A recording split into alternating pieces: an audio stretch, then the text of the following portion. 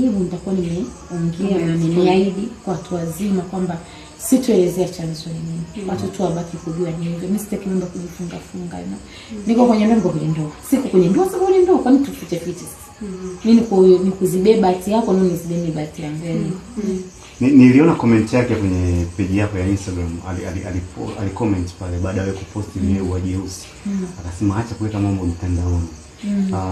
Kupitia hiyo labda pengine ulikuwa na mazungumzo, mlikuwa mnazungumza na familia, niweke hii clear, at the end of the day wewe umeenda kupost mitandaoni na watu wameenda mbali wakisema kwamba Shamsa kwa nini ameleta hivi vitu mitandaoni, kwa nini asizungumze kifamilia zaidi?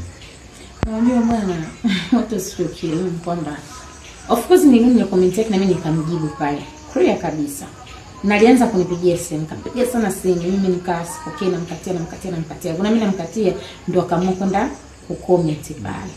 Kucomment vile, basi mimi nikamjibu pale mimi nikaendelea kutompokelea simu, nikapiga simu na watu wengi. Lakini watu wasikijua mimi ni star. Unanielewa? Kuna mazuri yangu watu wanajua na niombea. Mimi naombea na watu ambao siwajui. Kwa yanapotokea pia mengine ananiumiza, kwa nini nisiseme? Hakuna kuleta vitu mitandaoni. Tulipoana kila mtu alijua, tunavopendana kila mtu aliona kwenye mitandao. Sasa kwa nini tunapoachana tuna matatizo